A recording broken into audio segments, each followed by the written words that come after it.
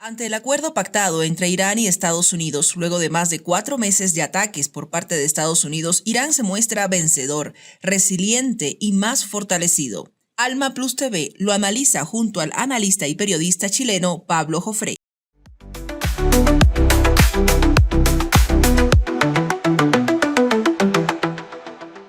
Yo creo que se consolida una imagen de la República Islámica de Irán de enorme envergadura.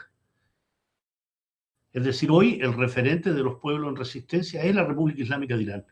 Y eso, sin duda, representa un valor político y una victoria política de envergadura, ¿no? de alto vuelo, porque en el fondo un país soberano que ha transitado por 48 años de revolución sometida a una política de máxima presión, a una política de bloqueos, de sanciones, de embargos, de manejar y llevar adelante la defensa del país en función de una agresión, como fue la guerra entre 1980 y 1988, impulsada por Occidente, lo que se llamó la defensa sagrada, un Irak que invade Irán bajo el mandato y las órdenes y los fundamentos de Occidente. Y luego toda la seguidilla de atentados terroristas, más de 30.000 iraníes que han sido asesinados en 48 años de revolución por grupos terroristas que son armados, que son financiados, que son apoyados política y diplomáticamente por Occidente. En su frontera occidental, todos los grupos kurdo-iraquíes, en la frontera oriental, todo ese grupo terrorista MKO que tiene su oficina central en París, que es financista de la política francesa y que tiene su campo de entrenamiento en Albania, en el mayor campamento militar de la OTAN en Europa. Es decir, se ha luchado contra todo tipo de desestabilizaciones, asesinatos de científicos iraníes, asesinatos de líderes políticos y militares, el magnicidio del líder religioso Seyed Ali Khamenei, los atentados a mezquitas, a centros religiosos, al parlamento iraní y finalmente, a partir del 28 de febrero, el magnicidio del líder religioso, pero además, en el inicio de la guerra de agresión, el asesinato de 168 pequeñas en una escuela primaria en el sur de Irán. Todo ese panorama podría hacer claudicar a un país, a una sociedad. Y sin embargo, Irán ha tenido la capacidad, la resiliencia, la valentía, la decisión, la entereza de llevar adelante su desarrollo y su proyecto político, religioso, económico, militar, en solitario. Porque pensemos aquí que todo el sistema defensivo de Irán es un sistema que ocupa lo que se llama tecnología inversa, su propia producción nacional, sus propios recursos humanos.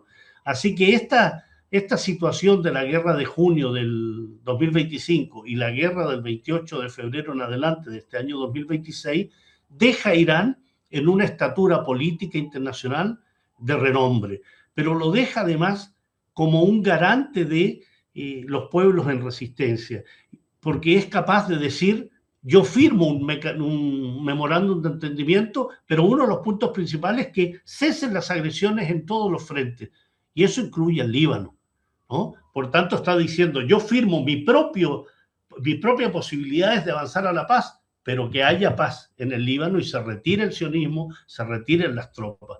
Creo que ese elemento distingue a la República Islámica de Irán y le da confianza a los pueblos que tienen relaciones con esta revolución. En general, los agresores siempre tratan de allegar agua a su molino narrativo, ¿no? Porque la realidad es que Estados Unidos es el gran perdedor junto al régimen sionista. No nos olvidemos del régimen sionista, porque es una alianza, es esta alianza imperial sionista que es la que ha desencadenado todas las agresiones contra Irán, desde el año 1979 a la fecha. Los que desencadenaron la guerra de junio del 2025 y las que desencadenaron la guerra a partir del 28 de febrero de este año 2026. Por tanto, esa alianza es la que está derrotada. Y en el propio Israel, en el propio ente sionista, los críticos sostienen, primero, que han sido traicionados por Estados Unidos, y segundo, que han sido derrotados por un país, por una sociedad del cual se pensaban que era llegar, bombardear y que se rindiera. Entonces, En el plano sionista, indudablemente están con el agua al cuello, no solo porque no participan de este memorándum, sino que han sido aislados y dejados de lado por los propios Estados Unidos. Lógicamente, jamás la República Islámica de Irán iba a aceptar sentarse en una mesa, por muy indirecta que fueran las negociaciones, con el ente sionista. Pero Estados Unidos hoy está en una situación muy difícil en múltiples aspectos, más allá de las elecciones de medio término, ¿no? Que son un elemento política interna, pero donde influyen los factores externos. Trump prometió no ir a las guerras, no tener más guerras, terminar con las guerras en 48 horas, en una semana. Y prometió también que al entrar en la guerra del 28 de febrero pasado, era cosa de llegar y cantar, coser y cantar, como se dice en jerga popular. Y sin embargo, varios meses ya, donde finalmente todos aquellos elementos, todos aquellos objetivos que se supone tenía la Alianza Imperial Sionista, no se han cumplido. Irán controla el estrecho de Hormuz, Irán ha puesto en el tapete, en la discusión, los puntos que se han discutido, los puntos que se han presentado a los mediadores, son esos los que se discuten, los presentados por Irán, no por Estados Unidos. Y más aún, los sintomáticos que en el primer punto de este memorándum está precisamente que la firma de este memorándum exige el cese inmediato y permanente de las operaciones militares en todos los frentes. Por tanto, cuando hablan del acuerdo final, porque este es un memorándum inicial que permite ir manejando y trabajando lo que será seguramente un acuerdo final, tiene que confirmar el cese permanente de la guerra en todos los frentes. Si no es así, entonces no se puede avanzar, así de claro. Así que en ese plano, en ese marco que te señalo, quien queda derrotado es este gigante con pies de barro, que es Estados Unidos, que tiene problemas políticos internos, que tiene dentro de los propios republicanos grandes críticos a la manera que se ha llevado la guerra y cómo se ha ido a la guerra en función más bien de las presiones del lobby sionista en Estados Unidos y el régimen israelí. Recordemos al jefe de la Oficina de Lucha contra el Terrorismo, el señor Joe Kent, quien dijo, nunca hubo una amenaza inminente de Irán contra Estados Unidos.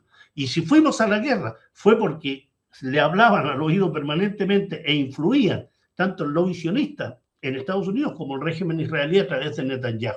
Ese es un elemento central para entender que Estados Unidos se metió en camisas de 11 varas en función de algo que está a 15.000 kilómetros de sus costas. En segundo lugar, en una defensa irrestricta de su aliado principal en Asia Occidental. Y en tercer lugar, violando todas las promesas de campaña de Donald Trump. Y eso le está pasando la cuenta. Hoy hay dificultades económicas, hay una alta inflación, hay temas energéticos que amenazan la relación con sus socios europeos, hay situaciones políticas internas con las elecciones prontas en noviembre, es decir, una serie de elementos centrales, incluso el vaciamiento de armas en función de la cantidad ingente de misiles, municiones que fueron entregadas al régimen israelí para una guerra que en definitiva ellos pensaban era muy fácil llevar a cabo, que era cosa de mandar a la edad de piedra a la República Islámica de Irán, mandarlos al infierno, hacer estallar, que salieran luces desde un Irán, amenazando incluso con elementos nucleares. Esa es una visión nuclear. Y sin embargo, hoy el memorándum se ha firmado digitalmente. Existe la posibilidad de que termine firmándose en Suiza, si es que no hay algo que eche atrás eso.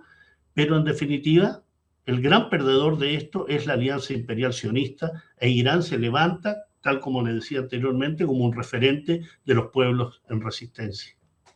Aquellos analistas que pueden sostener que hay un Irán debilitado, es que son como los caballos de carrera, ¿no? Van con una especie de anteojeras que no los deja ver el conjunto del escenario. El escenario geopolítico es más allá de Estados Unidos e Israel contra la República Islámica de Irán. Tiene que ver con las monarquías ribereñas del Golfo Pérsico, tiene que ver con las bases militares, tiene que ver con el desarrollo, por ejemplo, del control de los estrechos de Hormuz y Bab el-Mandeb, tiene que ver con la influencia política frente a las monarquías. Hoy la figura de Irán, e insisto en eso, está mucho más alto de lo que pudiese haber estado. Y más aún, cuando usted analiza el manejo del control del estrecho de Hormuz, recordará que se creó una oficina especial para el manejo, para el tránsito, autorizado por Irán, no por Estados Unidos. Y por tanto, en ese manejo, Irán fue muy claro en decir, aquí solo pasan aquellos que cumplan con los requisitos que yo pongo para ese control. Y así ha sido. Ahora bien, yo hago una separación. Las monarquías ribereñas del Golfo Pérsico son castas gobernantes, no son las sociedades de esos países, ¿no?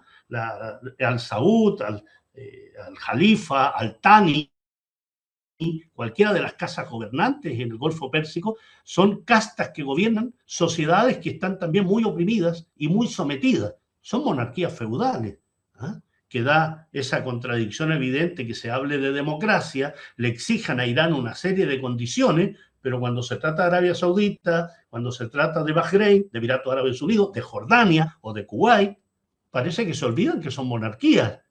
Y son monarquías absolutistas, donde hay un remedo de parlamentos que es manejado por la casta gobernante. Por tanto, ese Irán hoy está en una posición de mucho más fuerza en la zona de Asia Occidental. Saben esos países que si siguen en ese apoyo permanente que le han dado al imperialismo, van a recibir aquello que han recibido ya. Irán fue súper claro a partir de antes del 28 de febrero, antes del ataque.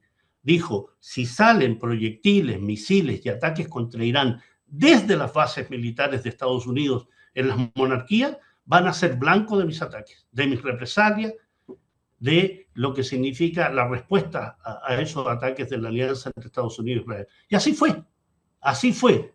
Misiles, drones y ataques permanentes a las bases militares, a lo que eran los oídos y los ojos de esos elementos militares que están radicados en suelo de las monarquías, en suelos de Asia Occidental.